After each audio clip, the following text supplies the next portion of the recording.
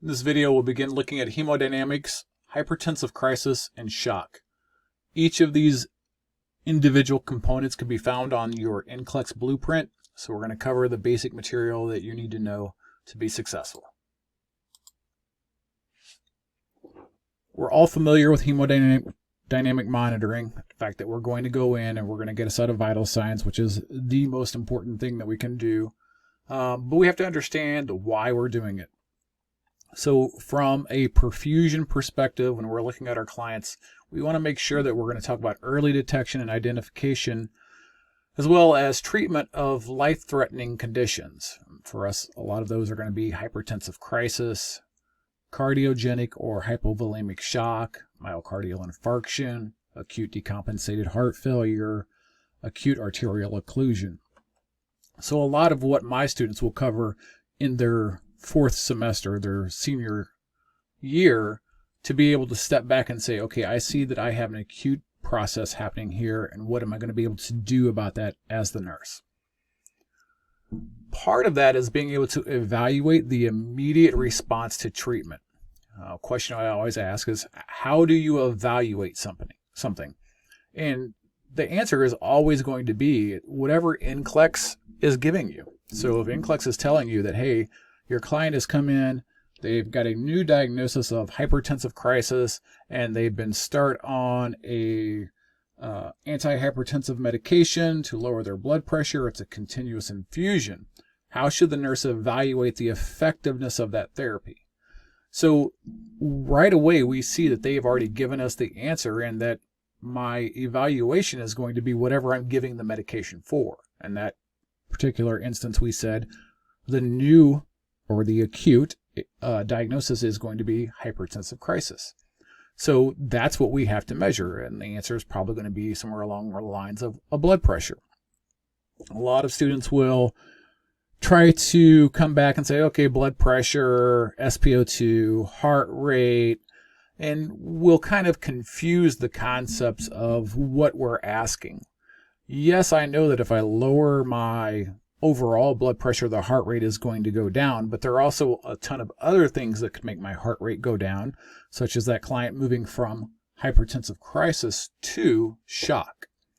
So make sure we're specific on what we are looking at to evaluate. And usually, again, when you're looking at these questions, the answer is going to be in that question. So we're going to look at, and we've talked about, cardiovascular function. We've talked about stroke volume. We've talked about cardiac output and cardiac index. And we know that these are good acute monitors for how well I am able to perfuse. It's the great thing about hemodynamic monitoring is it can be done anywhere. Vital signs, we said, are key. And we've talked about a couple of ranges. So when we start to see that systolic blood pressure get less than 90 and it's trending down, or if that blood pressure is starting to get up to the 160s, 170s, 180s, and hopefully out of the way to the 220s, we know that we have issues with blood pressure. So we have to be able to look at that information and say, okay, what can I do? Well, the easiest thing to do is to get frequent vital signs. If you know that you have a trend that is trending downward, or even trending to a higher level where that blood pressure, that heart rate is, we're going to see changes in their overall vital signs. So we can monitor that just by doing frequent non-invasive blood pressures. For us, once they get too sick, we're going to move from the non-invasive to a more invasive. And that's where we start to look at things like central venous pressures. We're able to look at the pulmonary artery wedge pressures. We can look at a blood pressure through an arterial line. And usually those things are going to be done on a step down to ICU type of level of care.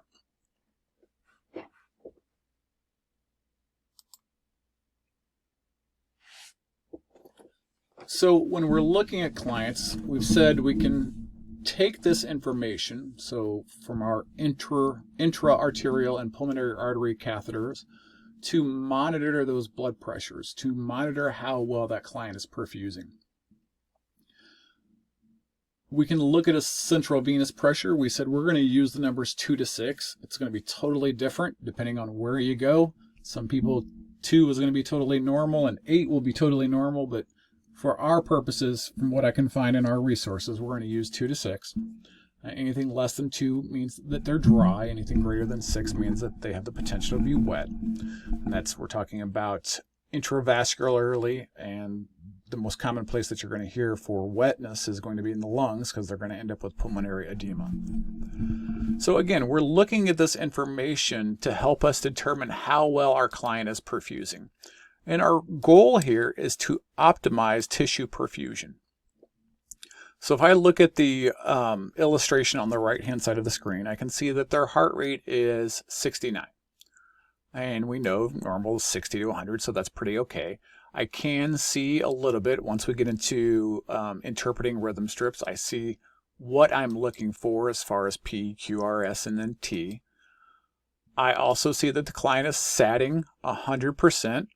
I can't tell you how vital this pleth is. Right? We don't go running down to a client's room who's satting 40% and they don't have a good pleth. You can go down there, you can assess the client, make sure that the probe is on, make sure that it's picking up. But generally speaking, if I go down there and it has a good pleth like we're shown here, then I know that that's real. And we talk about all the time, we treat the client and not the machine. The next one in red, I do see that they have an art line. So that is their direct source of blood pressure, and their blood pressure is 106/63. You can see that I know that that diastolic number is already greater than 60, so I know that their MAP has to be greater than 60, and indeed I do see that their MAP is 79 here. So that's a good blood pressure from me, especially if I'm not doing a whole lot. And I'm assuming that this client is in the ICU for a reason, so I don't know what medications they have, but it should be something that we can evaluate, and a MAP of 79 is a pretty good MAP. Our pulmonary artery wedge pressure here, we talked about some of those numbers. It's going to be a lot lower. 45/22 is pretty good. And again, you'll get more into these plus when you are advancing in your careers to either a nurse practitioner or an ICU or step-down nurse. For us, we just need to be able to recognize right now this client is perfusing. And those are good numbers. The lower one, the purplish, is their manual blood pressure, 100/50 with a MAP of 62. Now, right away, you can see obvious discrepancies. Well, if I'm looking at a client's blood pressure and I know that they've got an art line, and I'm just going to say this art line is in their right wrist, I know that I can have differences in blood pressures, usually up to about 20 millimeters of mercury difference between an arterial line and a non-invasive blood pressure cuff, which is going to be on the left side if the art line is on the right, because you don't want to increase the pressure on that right arm if you have an art line. So they're both, generally speaking, pretty good numbers, and I can see that the client's vital signs, this hemodynamic monitoring, is pretty good for this client.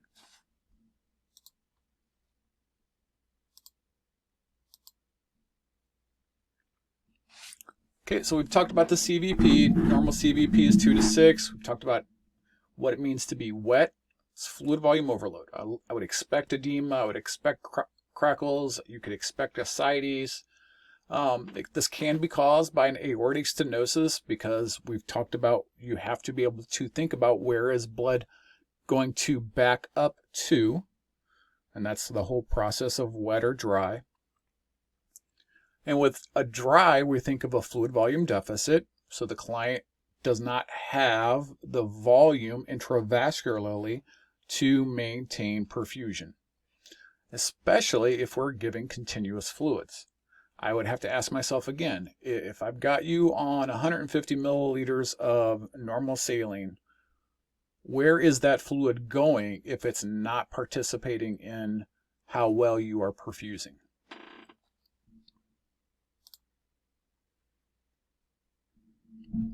So preload and afterload, it's a pump issue or it's a volume issue. Probably don't want to confuse you. Preload, again, is the hold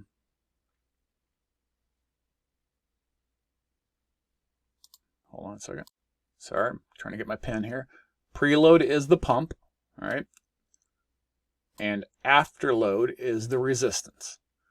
So when we're looking at those, you're looking at CVPs and pulmonary artery wedge pressures versus your vascular resistance, either through the pulmonary arteries or out the aorta into systemic circulation. We've talked about what we would expect when we're seeing changes in a preload and afterload. So we have to ask ourselves, why would we have this increased or decreased fluids? And we've kind of already talked about it a little bit. We said we have to remember, where is fluid going? Is it participating in perfusion, or is it out there in the vasculature? If you have a history of peripheral arterial disease and peripheral venous disorders, so if you've got bilateral lower extremity edema, you know that fluid is not circulating like it's supposed to. So we do nursing interventions. We can put on SCDs, we can promote ambulation. We're going to do those things to help fluid return back to circulation. Albumin, any colloids, anything like that that's going to help pull fluid from the interstitial spaces back into the intervascular spaces. So we're looking for preload, an elevated preload, again, crackles, JVD, hepatomegaly, peripheral edema. You're looking at signs and symptoms basically of right-sided heart failure. With decreased pump or decreased preload, you're going to have poor skin turgor. You're going to have dry mucous membranes. So decreased preload is they're dry. With afterload, you're going to have issues with perfusion. So if you have an elevated blood pressure, because resistance is going to correlate to blood pressure, you can expect to have cool extremities. You could have weak peripheral pulses.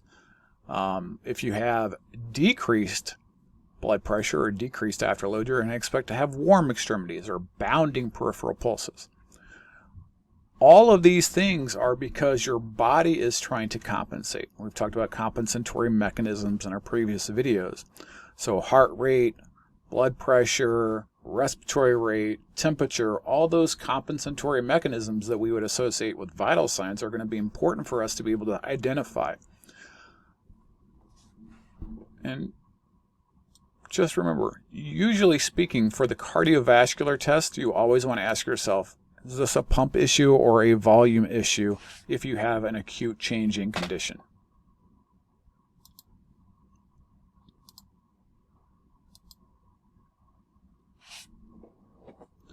Okay, ART lines are arterial lines, so we're going to put a catheter into your artery. Usually it's going to be your radial artery, but it can be other places. And obviously with that comes complications. So you have a catheter in your arterial system that is impeding blood flow to your distal extremities, wherever that ART line may be. So we want to make sure we're doing assessments that tell me about how well we are perfusing. And this is why I harp on students so much. It's not just, the radial pulses that we check. That's okay if the client's healthy, but if you're having some acute changes in conditions, you need to get a little deeper into there. So we'll check that Allen's testing. So we're going to feel the ulnar pulse. We're going to check for capillary fill. We're going to check for temperatures. And then, of course, you can always have these contraindications. If you've already got poor circulation, you may not be the best candidate to have an ART line. So we want to be thinking about something more invasive. If you have an active infection or if you have maybe sepsis. So we don't want to introduce a new route for infection to get worse. I don't know how hard it is to get worse, more worse than sepsis, but you kind of get the point. Any kind of trauma, or if you have some sort of anticoagulation disorder, with complications, you would expect to look for hemorrhages or emboli. And then make sure that you're never administering medications through the art line. It's going to be a great resource. It's going to help you draw blood. It's going to be able to give you exact blood pressures moment by moment. But if you go start putting things into your artery, that's going to be bad. And the difference between an art line and, say, a triple lumen is this art line is going to be very short in your radial artery versus one of those subclavian lines, the central lines, that's actually threaded to the right side of your heart, so you have that turbulent blood flow. If you're talking about just the radial artery, you have decreased blood flow. You don't have as much room for medications to mix. So it's going to cause a lot more issues with, kind of these complications being more pronounced. And we definitely don't want to see this in our clients because we cause this.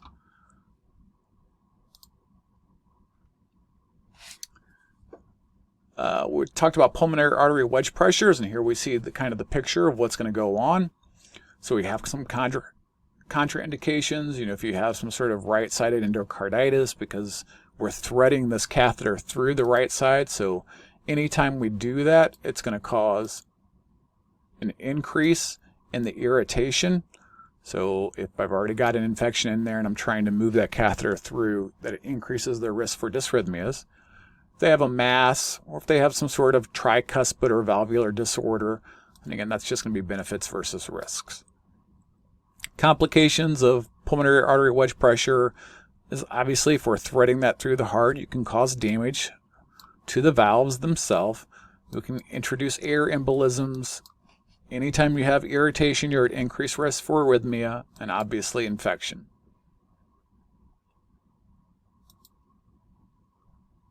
So if we're looking at that information from a broad perspective, you notice that there's not a whole lot. And it's really because I just want to give you the basics. You already know it though. You know that if you've got an art line or any type of line, you learned that that client is an increased risk for infection, or they're an increased risk for dysrhythmia depending on where that catheter sits. So those are basic things that we need to look at when we're taking care of our clients from either an invasive or a non-invasive hemodynamic situation. I don't think you'll see a lot of that information on NCLEX. You may see something about physiological adaptation, being the client being wet or dry, and that's why we stress that information to you. So the next topic would be hypertensive crisis. And usually if they're coming in a hypertensive crisis, they've got a sustained blood pressure and it has been elevated. We're going to throw some numbers at you folks here. It's going to be sustained, it's going to be elevated, and it's going to be non-responsive to medications for the most part. And this is generally why we are giving them so much antihypertensive medication, right? We're trying to control this blood pressure so that the client doesn't experience ischemia or injury, and it's still going to be a lack of perfusion.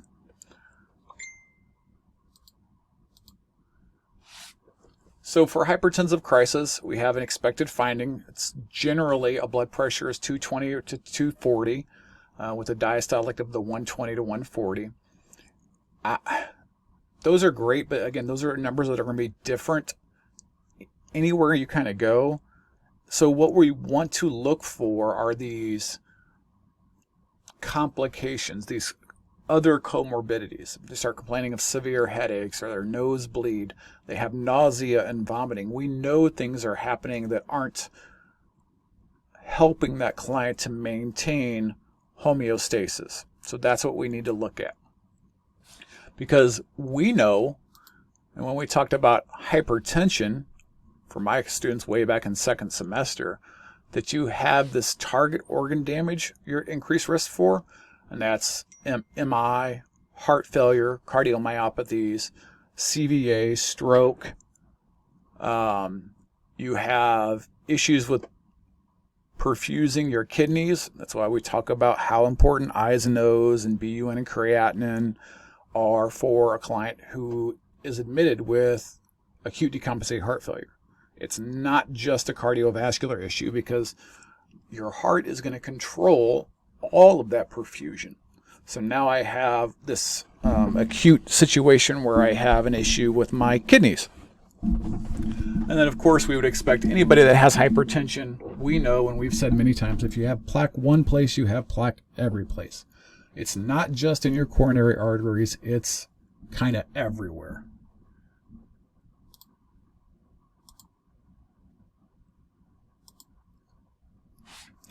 So things that I could expect, and again, I know it gets frustrating hearing it, but it just depends. I've had clients come in a hypertensive crisis, and we put them on a continuous infusion of nitroprusside or nicardipine, or we're giving them lots and lots and lots of IV pushes of hydralazine, metoprolol, whatever it may be. It's going to be depending on your situation. It's going to be depending on your client and their history. But for me, I know if I'm going to do those things, if I'm going to have this client on a continuous infusion of sodium nitroprusside, well, right away we see that it's a nitrate because it's nitro. Nicardipine is our calcium channel blocker, and labetalol is our beta blocker. We talked about hydralazine as well.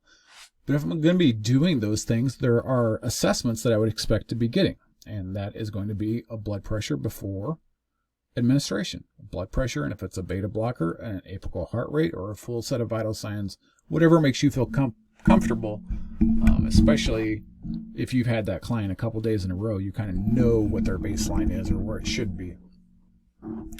You also want to make sure that you're doing frequent vital signs. Again, this is something that the books give you numbers. I'm not going to give you numbers because I think the numbers are different depending on which book you look in, but you're going to do frequent vital signs. And I believe that's what NCLEX cares about, is that you understand that if you have a client on sodium nitroprusside and you've got an order to obtain vital signs Q4 hours, something should be going off in your head going, that doesn't sound right. You want to check their neurological status, so we're going to be checking their LOCs. We talked about you walk into the room and you do that. So you know if they're having an acute change in LOC. And again, that just goes back to airway, breathing, circulation. I's and O's, and again, please monitor your ECG. Anytime we have irritation or ischemia or injury, you are at increased risk for dysrhythmia. Dysrhythmias from hypoxia are why our clients who have MIs die. They don't die because of the MI, they die because of the lethal dysrhythmia that they've had that's accompanying the MI.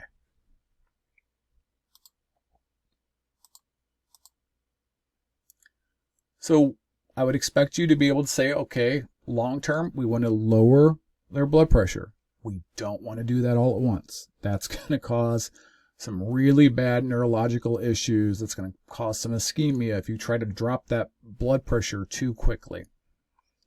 We want to see a decreased heart rate, decreased blood pressure, increase in urine output. We're going to look at that client's MAP. So the initial goal, right, we've talked about this early, is I'm going to decrease their MAP by about 20%, 20 to 25%.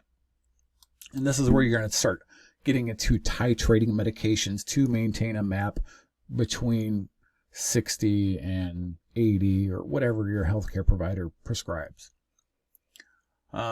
So if you're looking at 20 to 25%, that's usually a MAP somewhere in here between 110 and 115. And that's a MAP, not a blood pressure, right? We know if the client is clinically stable, these medications can be titrated gradually over the next 24 hours. Because remember, again, these clients have been at an elevated blood pressure for X amount of how long. You know, they don't come to us right away because their bodies have compensated for so long.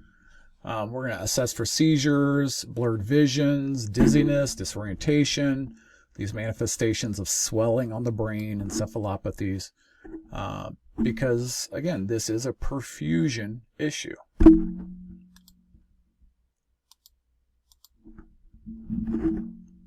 Lots and lots of medications that we could choose from. But the great thing is that they're all cardiovascular medications. And you know, if it's hypertensive crisis, my job is to get the blood pressure down.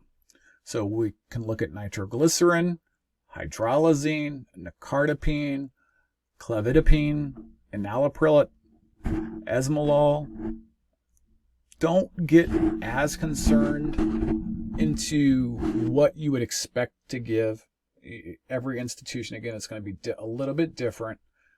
But if you get down that nitro and hydralazine are vasodilators, and ipines are your calcium channel blockers, and your prils and your luls are your ACEs and your beta blockers.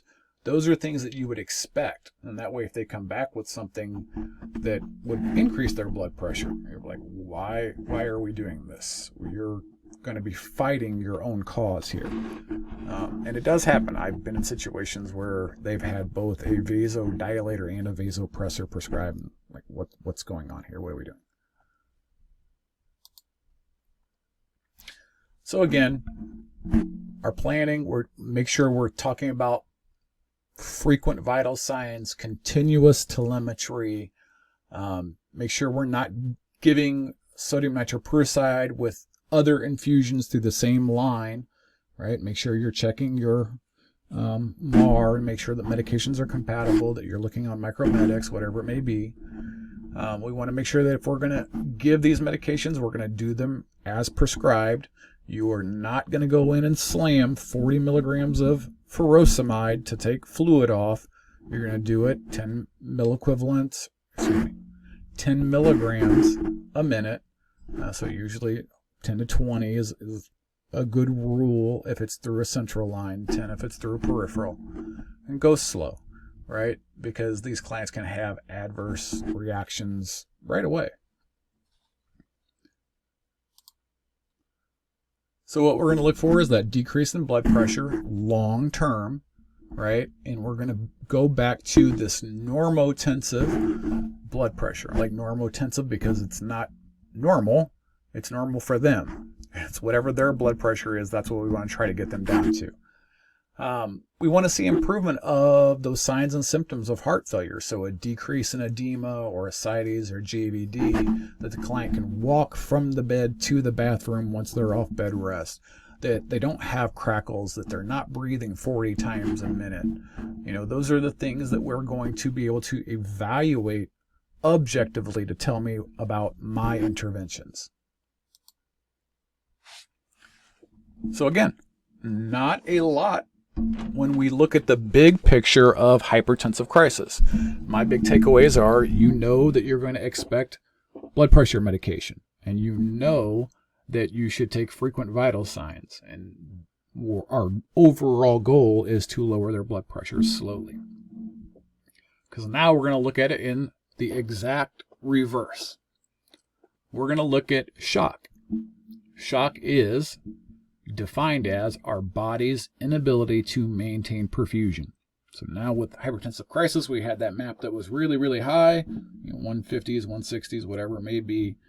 And now we're going to look at those maps that are really, really low. And for us, when we are looking at it, if we're talking about a map, usually we're going to start looking at anything less than 60. Some places will say 65. It doesn't matter. These are just good ranges. And then we're going to look at the systolic numbers that are less than 90. We want to look for those widened pulse pressures or narrowed pulse pressures. We said way back in our first lecture that widened pulse pressures or narrowed pulse pressures are never a good thing. So we want to make sure we're able to evaluate that information. When you are talking about shock, we're only, for this lecture, going to talk about cardiogenic and hypovolemic, because those are the ones that affect the cardiovascular system. But you do have neurogenic, you have distributive, you have anaphylactic, but generally the processes of shock are all the same. So here I see this client has had an acute MI, so now they have a history of cardiomyopathies. So they may have myocarditis, they can have acute decompensated heart failure, they have a bad pump. That bad pump is going to lead to decreased perfusion, which is going to cause ischemia, which is going to cause injury or death, which is going to decrease our cardiac output, causing hypotension, and that is just going to go round and round until eventually our blood pressures are in the tank.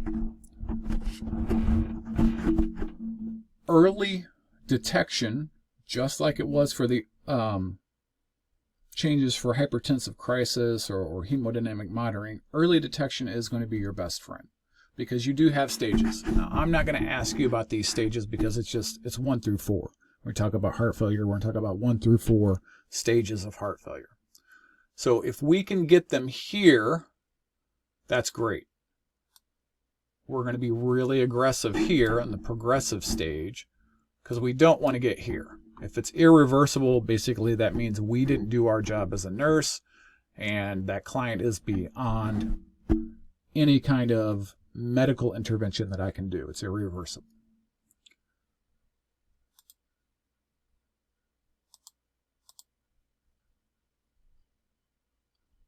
So here we said we're going to talk about hypovolemic and cardiogenic shock. Hypovolemia is a decrease in volume. Volume is preload. So we're looking at that now from the perspective of, okay, I know that I have a change in preload. How much volume is returning back to the right side of your heart, picking up oxygen, and participating in perfusion. These things are going to be affected by bleeding. If you're bleeding internally or externally, if you're severely dehydrated, you take away a part of that volume and that blood becomes thick and viscous. So generally speaking, hypovolemic shock is typically associated with traumatic injury, whereas cardiogenic shock, it may be a long-term situation. So a cardiogenic shock is going to be more about afterload because it's going to be about the pressure. So this heart is unable to pump enough blood. You have a history of a previous myocardial infarction. So again, we had that area of the heart. Get my pen up here.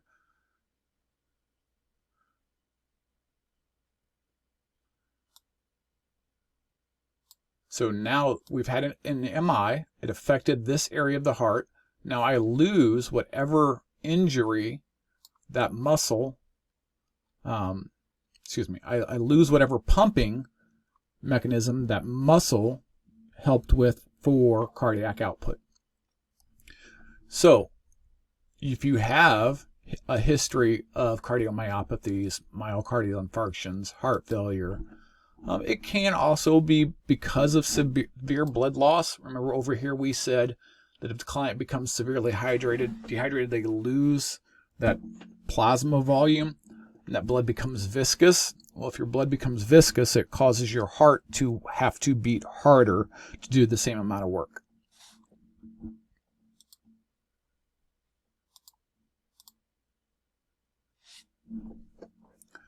So when do we suspect shock? Well, we kind of talked about those when we're looking at changes in the vital signs. What I'm going to look for are cardiac dysfunction. Changes in respiratory rate, changes in vital signs, changes in I's and O's, BU and creatinine, WBCs, any of that information that we've talked about.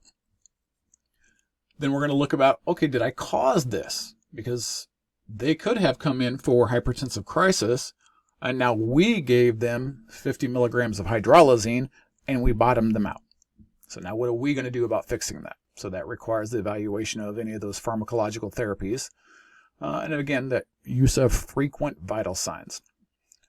Pulse oximetry is a good one because it's going to be probably the quickest indicator. I've got clients that have a blood pressure of 90/60 all the time, and they're still satting 96 to 100%. Okay, that's where they're at right now. Doesn't mean that I want them to be there for the long term, unless it's a renal patient, something like that, a dialysis patient. But I can start looking at information that's telling me, that SpO2, that ABG. ABGs are going to be a great tool for you guys to kind of evaluate what's going on with that client, because we're getting rid of that Hydrogen ion, you either pee it out or you breathe it out. Well, those are your vital signs. Those are your I's and O's.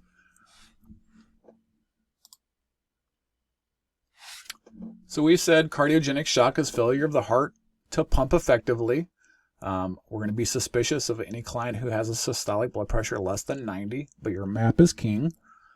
If a client has an acute MI that affects the left ventricle, they're at higher risk of developing cardiogenic shock. The heart cells are going to die, so they can't pump. This all goes back to preload, afterload contractility. So once that cardiac output falls, we can't maintain perfusion. We are in a state of shock. And then we need to figure out which stage of shock is our client in. We know that cardiogenic shock is a major complication of MI. We are going to do things to restore perfusion. So if I'm going to give them alteplase, any of your clot buster medications, if I'm sending them to the cath lab for a stent or emergency revascularization, if they have bad valves, do we need to replace those, or can we do some sort of commiserotomy or something? We know that cath lab is a potential for any of those clients who are having a true STEMI. So until we're able to do these things, we have to perform interventions that are going to be focused on optimizing stroke volume and cardiac output. So instead of now being on a vasodilator, this client may be put on a vasopressor to maintain their blood pressure, to maintain their MAP, their cardiac output. We can give them fluids to help with the volume issue. But again, as we've said before, you have to be kind of careful, because then once the fluid that's left the vascular space starts coming back, if you're not making urine, that you are at increased risk now of fluid volume overload. We know that hypovolemic shock is a volume loss. Usually we said it's usually hemorrhagic. So you have decreased tissue perfusion due to this decrease in blood plasma or decrease in your hemoglobin, hematocrit, things that are going to help you maintain perfusion. Your biggest risk factors are going to be diabetes insipidus, diabetic coma, cirrhosis, vomiting or diarrhea is a big one. We think about medication toxicity. Vomiting is going to be a big one for an MI. Diarrhea, obviously, we're getting rid of electrolytes there. Usually it's potassium that you're getting rid of a lot. Or burns. When we talk about burns, you'll see that there is a huge shift in your intravascular volume into the interstitial spaces. And we're going to give them a large amount of volume to restore their ability to perfuse for really bad burns. Okay. So generally, we start to worry or see objective signs and symptoms when we lose about 750 milliliters of volume. It doesn't sound, too bad, 15 to 30%. But if we remember that, normal cardiac output is 4 to 8. Then you're basically, if it's 4 for you, you're almost losing 1/4 of that right away. So we're, again, going to look for signs and symptoms of dehydration. We've talked about weak, thready pulses, rapid pulses, hypotension, poor skin turgor, temperatures, if it's attributed to some sort of infection or sepsis. We can look for changes in our electrolyte values, sodium, potassium, because you have that loss of volume, and those are your intracellular and your extracellular electrolytes. So anytime a client is going to complain, I have muscle weakness, or they look lethargic, or they have a swollen red tongue, that goes back to your anemia way back when, or have changes in how we are getting rid of potassium, so leg cramps, muscle weakness, nausea, vomiting, and again, dysrhythmias. We want to replace those electrolytes.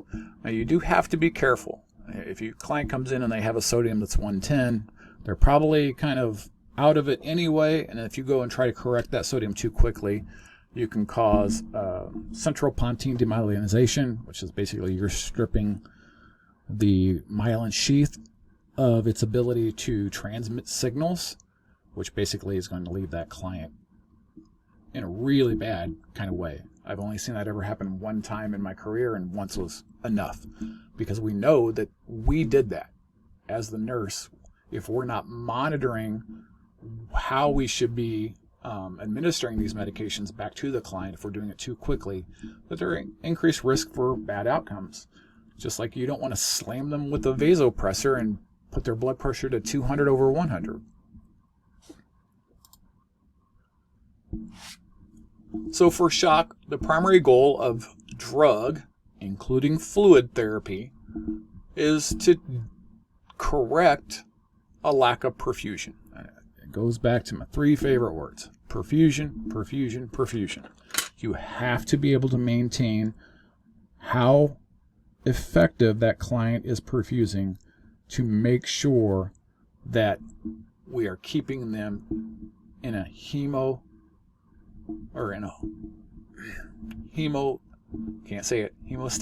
We're going to keep them in hemostasis. All right, it's been a long day. We're going to make sure we're looking at the map. For us, we're going to use 60. We're going to look at CVPs, 2 to 6, pulmonary artery wedge pressure, 6 to 12, SpO2s, 95 to 100, and urine outputs. I don't necessarily like 30, but it's what you've been taught your whole nursing career. So look for that 30 milliliters an hour. So shock comes back around to airway, breathing, circulation, vital signs, widened or narrowed pulse pressures, weak or thready pulses, changes in LOC, changes in cap refilled, red, white, and blue for skin temperatures, decreased urine outputs. You have to be able to assess these things objectively and successfully to be able to treat a client going into shock.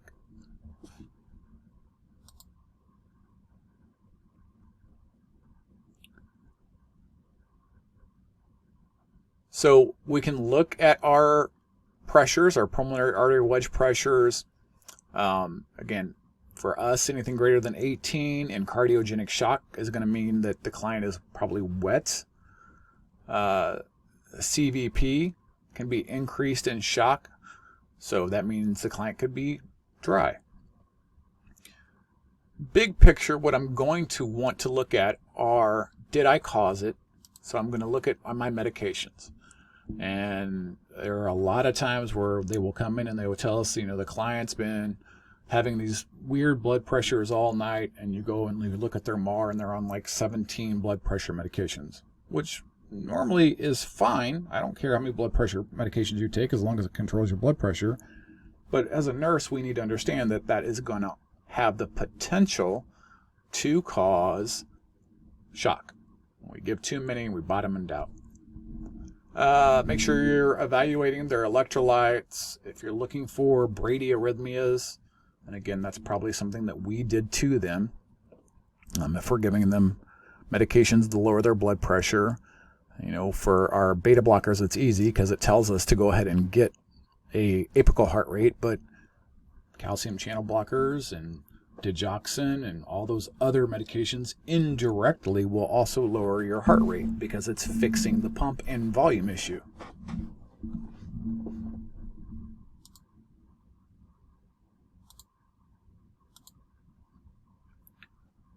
So things that I would look for. I'm going to look for a threat to my client. So tachycardia, hypotension, reduced urine output. Here's the number that I really like. 0.5 milligrams per kilogram per hour, because we know that it's going to be different for each of our clients. That's the real number, but you'll still see 30 out there. You're going to look at that red, white, or blue, so how cool those extremities are, altered LOC, tachypnea, increased shortness of breath. So look for any threat to our client's ability to maintain perfusion.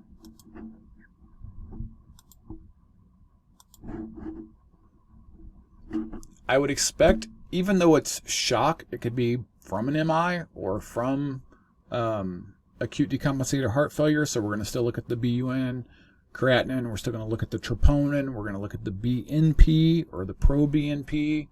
We want to get a chest x-ray if we hear crackles. We're going to have them on continuous telemetry. We want to get an echo to see if they have a low ejection fraction. We can look at their lactate level. That's going to tell you whether or not there's that increased risk for vasodilation because of all that inflammation. And you're going to look for changes in your pH. So for us, it's patent airway. Give extra oxygen. Extra oxygen is always good. If you can't find anything, it's easier to put a high flow device on there to maintain that SpO2, because it's easier to titrate oxygen down than it is to try to get your PaO2 up. Be prepared to intubate, especially if they start to hit that respiratory rate at 40 and that SpO2 starts to trend downwards. Make sure that they have plenty of IV access. Every kind of practice test book that I've ever seen has always had a question about, 2 IV sites. And again, if I'm going to have to know that I'm going to give you sodium nitroprusside through one of those lines, I need to have another line to give you some other medication that may not be compatible with it. If you do see a change in blood pressure, you can place the client flat with their legs elevated. So you're kind of helping that blood return artificially come back to the right side of the heart. You kind of got a picture there. Make sure that they're on continuous telemetry. And if they start complaining of chest pain, you can get a 12 lead. We've talked about all these things before. We would expect infusions of vasopressors or inotropic drugs. So vasopressors, those things increase blood pressure. So pressor, increase in blood pressure.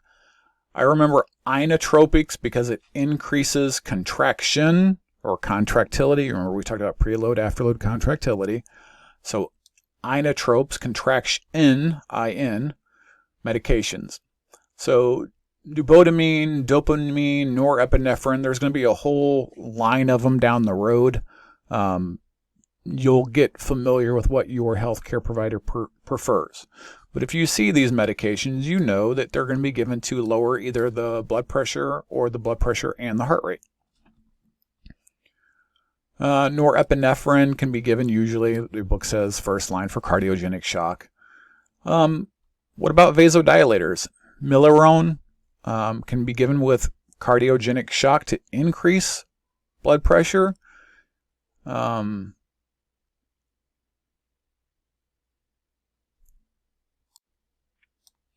I don't see that a whole lot in the healthcare setting, so probably won't see that on the test.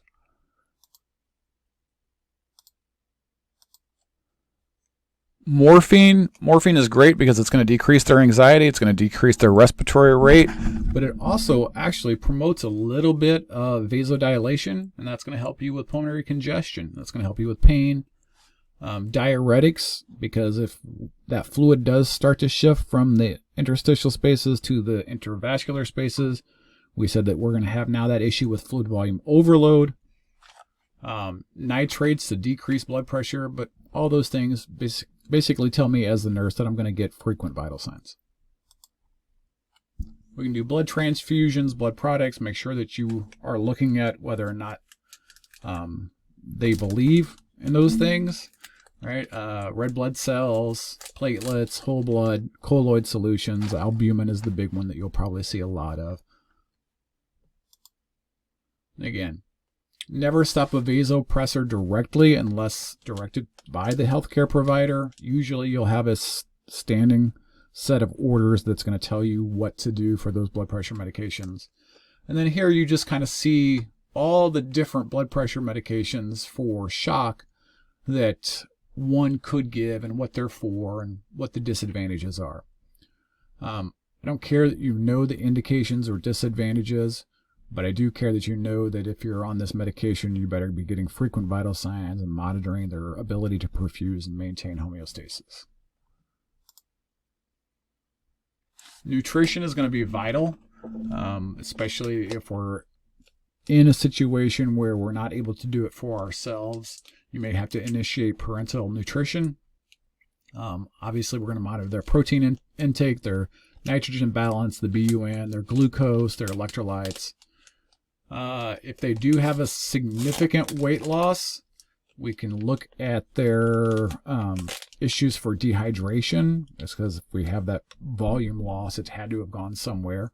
So I use that with your diabetes insipidus because you know that they're used to making a lot of urine. And then large weight gains are common because of that third spacing, that fluid shifting from the vascular to the interstitial spaces. So that is, from my perspective, all you need to know about hemodynamic monitoring and hypertensive crisis and our two shocks, hypovolemic or cardiovascular. So if you stick with those, you will see those types of questions on the exam, but that PowerPoint should be enough for you to come to a conclusion about what nursing interventions or evaluations you would expect to do.